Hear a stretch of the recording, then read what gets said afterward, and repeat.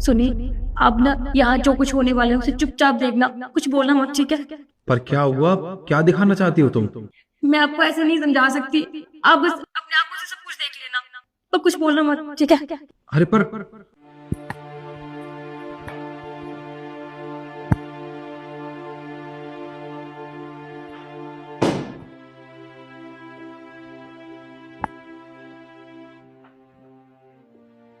थोड़ा पीछे होके बैठ जाएगी तो हमें जाने का रास्ता मिल जाएगा।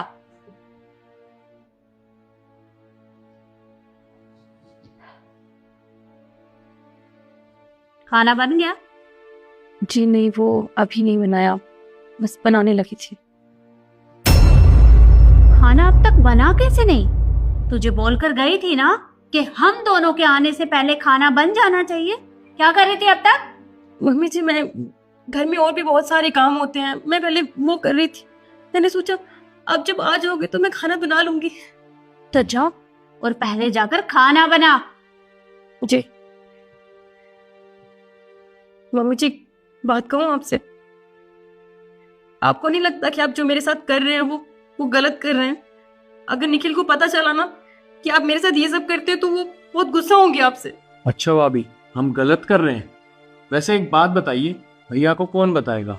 आप बताओगी? आप तो बताने से रहे और हम भी बताने से रहे, भैया को तो पता ही नहीं चलेगा। और वैसे भी भैया को जो हम बताएंगे, भैया हमारी ही बात पे विश्वास करेंगे, आपकी पे नहीं।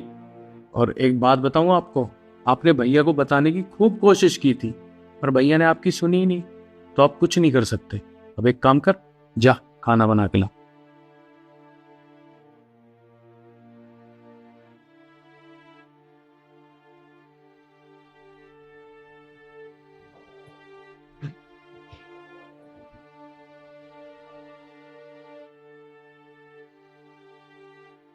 ये शायद भूल गई है कि मेरा बेटा सिर्फ मेरी बात सुनता है, इसकी नहीं। माँ, भैया का फोन। या का फोन मुझे दे। हाँ बेटा। माँ, मैंने ये पूछने के लिए फ़ोन किया था कि आपने खाना खाया और दवाई लिया आपने?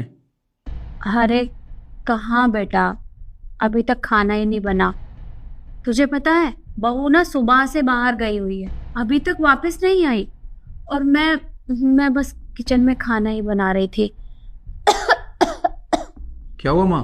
कुछ नहीं, वो अभी छौंका लगाया है ना, तो बस जरा सी खांसी आ गई। वैसे तुम मेरी चिंता मत कर, देख जब तू शाम को वापस आएगा ना तो मैं तेरी मनपसंद खाना बना के रखूंगी, तू चिंता मत कर। माँ, शिखा बाहर गई है, आपको कुछ बताया उसने या बिना बताए चली गई? और गई कहाँ है? ये तो मुझे नहीं बताया। जब तू ऑफिस गया था ना तो ठीक तेरे पीछे ही निकल गई थी और अभी तक महारानी वापस नहीं लौटी है। क्या करूं उसका? चलो कोई बात नहीं, मैं घर आके खुद उससे बात कर लूँगा। ठीक है बेटा। माँ, वैसे आप एक्टिंग बहुत अच्छी करते हो। क्या करूं बेटा, करनी पड़ती है। आओ देखते हैं खाना लगा रही है भी नहीं। ठीक है।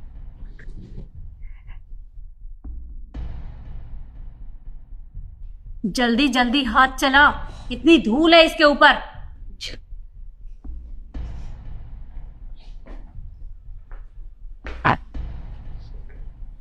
निखिल बेटा, तू इतनी जल्दी वापस कैसे आ गया?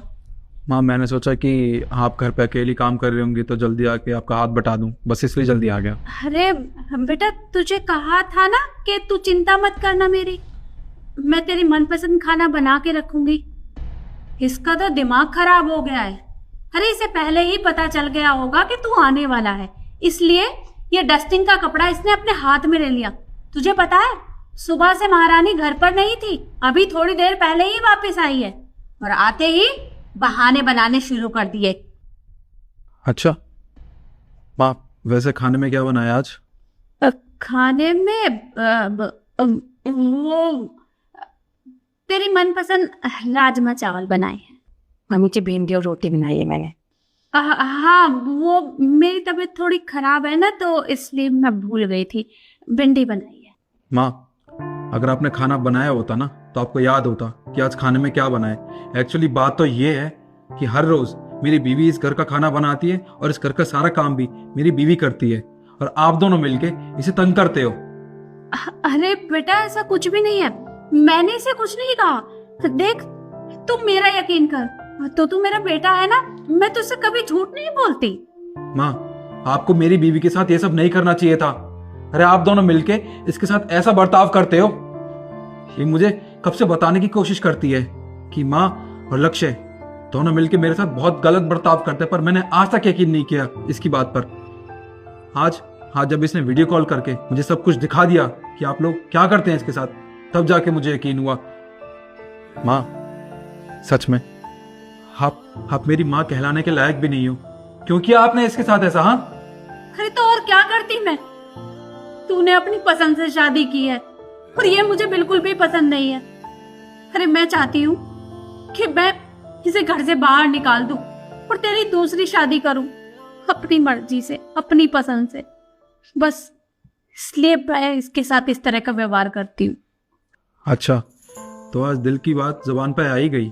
हाँ, आप ये चाहती थी कि मैं आपकी मनपसंद की लड़की से शादी करूं। हाँ, जब मैं इससे प्यार करता था तो किसी और से शादी कैसे कर लेता मैं? हाँ, अगर मान लो मैंने आपकी बात मान भी ली होती, शादी कर भी ली होती किसी और से, तो क्या मैं उसे अपनी बीवी मान पाता? क्या उसे पे एक पति का प्यार दे पाता? नहीं ना माँ, हम तीनों की जिंदगी बर्बाद हो जाती। पर आपको तो ये बात समझ नहीं आती। बहुत गलत किया माँ आपने। बस अब जो हुआ सो हुआ। आपने तो न एक सास होने का फर्ज निभाया है, न एक माँ होने का। पर मैं एक बेटा और एक भाई होने का फर्ज जरूर निभाऊंगा। मैंने फैसला ले लिया है, आज के आज मैं अपनी बीवी को लेके इस घर से जाऊंगा, वो भी हमेशा हमेशा के लिए। और हाँ, हर महीने आपके पास पैसे भिजवा दिया करूंगा और इस घर में एक नौकर भी छोड़ के जाऊंगा ताकि वो आप दोनों की सेवा कर सके। नहीं बेटा, देख इतनी छोटी सी बात के लिए घर छोड़कर मत जा। अरे मैं और लक्ष्य इतने बड़े घर में तेरे बगैर कैसे रहेंगे? माँ, ये बात आपको बहुत पहले सोचनी चाहिए थी, पर आपने बिल्कुल भी नहीं सोचा मेरे बारे में, मेरी बीवी के बारे में। तो मैं आप दोनों के बारे में क्यों सोचूं? देखिए भैया, हमें माफ़ कर दीजिए, हमसे बहुत बड़ी गलती होगी। मैंने भाभी के साथ बहुत बुरा सलूक किया है, पर आप ये घर छोड़ के मत जाइए प्लीज़, आपसे रिक्वेस्ट है। नहीं लक्ष्य, अब बहुत देर हो चुकी है और तू ये बात अब कह रहा है। तुझे पता है तेरी भाभी तुझे हमेशा अपना छोटा भाई माना करती थी, पर तूने तो वैसे अपनी भाभी माना ही नहीं। तूने क्या किया अपनी भाभी के साथ, ये सब मुझे दोबारा बताने की ज़रूरत नहीं है। माँ, मैंने फैसला ले लिया है, अपनी बीवी को लेके इस घर से जाऊंगा, वो भी हमेशा हमेशा के लिए। तुम अपना सामान पैक करो। अम्मी जी, देखा आपने, मैंने आपसे हमेशा यही कहा कि आप अपने बेटे का विश्वास मत तोड़िए, आपको बहुत पछताना पड़ेगा। वही हुआ ना मम्मी जी, मैंने हमेशा कोशिश किया है कि मैं आपको खुश रखूं, इस घर को खुश रखूं, एक बनाकर रखूं, लेकिन आपने क्या किया? आपने कभी मेरे बारे में नहीं सोचा, आपने सिर्फ अपने बारे में सोचा। आपने ये नहीं देखा कि मैं इस घर के लिए कितना कुछ करती आई हूँ। आपने सिर्फ और सिर्फ अपने और अपने बेटे के बारे में सोचा, अपनी बहू के बारे में नहीं। मुझे तो पता था ये सब होना ही है, और देख लीजिए। लेकिन एक बात बताऊं, अपने घर को तोड़ने की वजह सिर्फ आप है, ये बात याद रखना। चलो। पर निखिल बेटा, तू ऐसे घर छोड़कर मत जा। अरे मैं तेरे बगैर कैसे रहूंगी? देख बेटा, मत जा, रुक तो सही।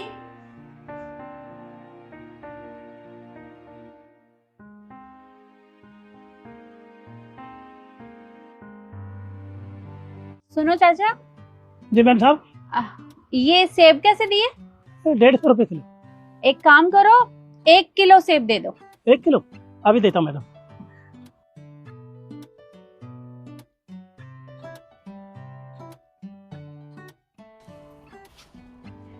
सुनिए, एक सेब ना काट कर दिखा दो, क्योंकि कई बार ना सेब कच्चे निकल जाते हैं, मीठे नहीं होते। हाँ हाँ क्यों नहीं, पर मैडम जी हमारे सेब बिल्कुल एकदम चीनी की तरह है, चेक करने की जरूरत नहीं है, पर आप कहते हो तो कर देता हूँ। हाँ, एक बार दिखा दो। वैसे क्या चेक करने की कोई जरूरत तो है नहीं, बाकी आप कहते हैं तो ये देखिए।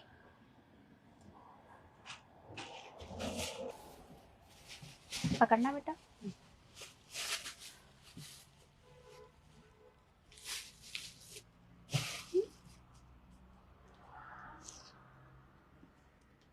अरे ये सेब तो बिल्कुल ही फीका है और कच्चा सा भी लग रहा है। नहीं माँ, सेब तो बहुत मीठा है, मुझे तो अच्छा लग रहा है। अरे तुझे ज्यादा पता है या मुझे ज्यादा पता है? चुप कर। ये लीजिए, एक काम करिए, इसे आप ही खा लेना, बहुत बेकार है।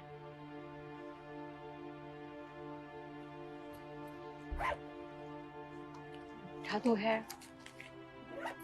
कहाँ मीठा है? ये लीजिए।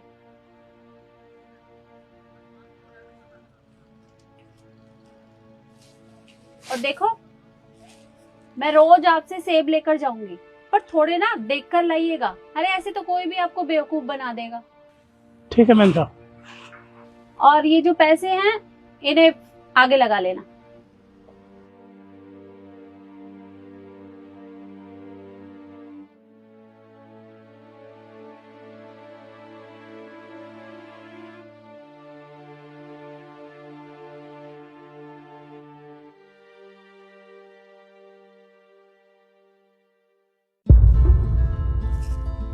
सुनिए चाचा, जी मैम साहब। सेब क्या रेट है? वही 150 रुपए किलो। 150? 1 किलो दे दो। जी। वैसे कल की तरह खट्टा तो नहीं निकलेगा ना? क्योंकि कल ना बहुत बेकार थे। नहीं नहीं मैम साहब, ऐसी बात नहीं है, बिल्कुल चीनी जैसे सेब है। बहुत बड़ी दुकान से लाता हूँ, मार्केट से लाता हूँ बड़ी से। फिर तो ठीक है।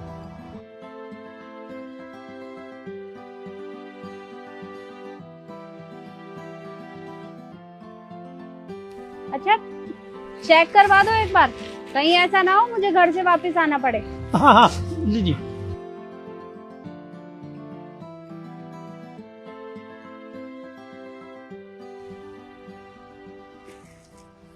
तू खाएगी?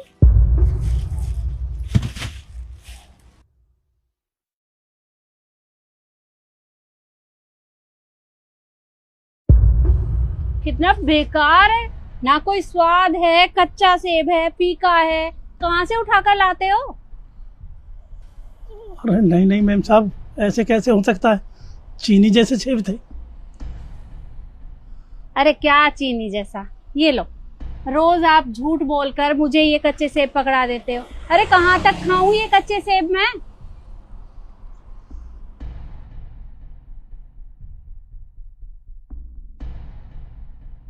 मजबूरी है, क्योंकि और कोई दुकान नहीं है यहाँ, इसलिए लेती हूँ मैं आपसे, वरना मैं यहाँ से कभी ना लूं। ये लो, बाकी वो कल बचे थे ना, उनमें लगा लेना, और ये वाला आप ही रख लो। चल बेटा।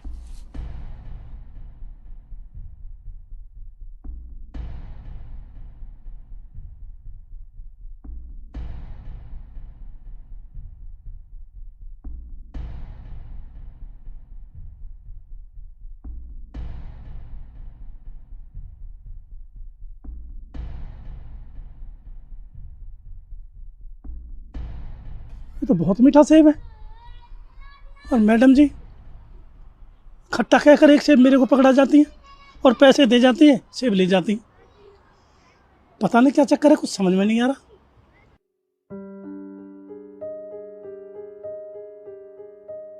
माँ, एक बात पूछूं आपसे? हाँ बेटा बोल, क्या बात है? माँ, उसके सेब तो मीठे ही होते हैं। हम हमेशा चेक करते हैं, उतने कितने अच्छे होते हैं उसके सेब। आप झूठ क्यों बोलते हो? समझ नहीं आता। क्योंकि बेटा झूठ बोलना मेरी मजबूरी है। मजबूरी? क्या मजबूरी है माँ? बेटा वो बहुत बीमार हैं, इसलिए। आपको कैसे पता कि वो बीमार है? अरे वो एक दिन मैं डॉक्टर के यहाँ गई थी ना चेकअप कराने, तो तब मैंने इन्हें देखा था। देखिए, आपकी रिपोर्ट आ चुकी है और आपकी रिपोर्ट में आपके शरीर में ब्लड की बहुत ज़्यादा कमी है। मैं बस आपसे यही कहूँगा कि आप अपनी डाइट सुधारिए, हरी सब्जियाँ खाइए, और वैसे भी अब तो सर्दियों का मौसम आ गया है। और हाँ, रोज़ अपनी डाइट में 1 से 2 एप्पल ज़रूर लेना। वो कहावत तो आपने सुनी होगी ना, an apple a day keeps the doctor away. आपकी सेहत ठीक रहेगी। और बाकी मैंने डाइट लिख दी आपकी रिपोर्ट में, ये लीजिए। डॉक्टर साहब महंगाई इतनी हो रही है, साग सब्जी खरीदना भारी हो रहा, और आप एप्पल के लिए बोल रहे हो। मेरे को कौन एप्पल ला के देगा? कोई दवाई गोली ऐसी लिख दो जिससे। देखिए, मैंने दवाई गोली ऑलरेडी इसमें लिख दी है, पर अगर आप डाइट ठीक से नहीं लेंगे तो दवाई गोली भी ज़्यादा देर तक असर नहीं दिखाएगी, इसलिए आपको एप्पल तो लेना होगा। और हिसाब किताब तो बचता भी नहीं है। अगर मैं सेब खाने लगूंगा तो कमाई कैसे होगी? घर के बच्चे कैसे पढ़ेंगे? घर का खर्चा कैसे चलेगा? तो बहुत महंगाई है, सेब बहुत महंगे साहब।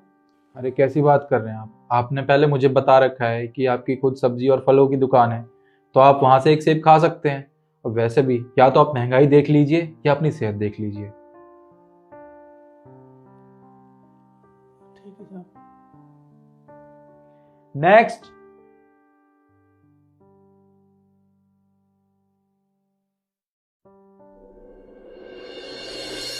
अब तू ही बता मुझे।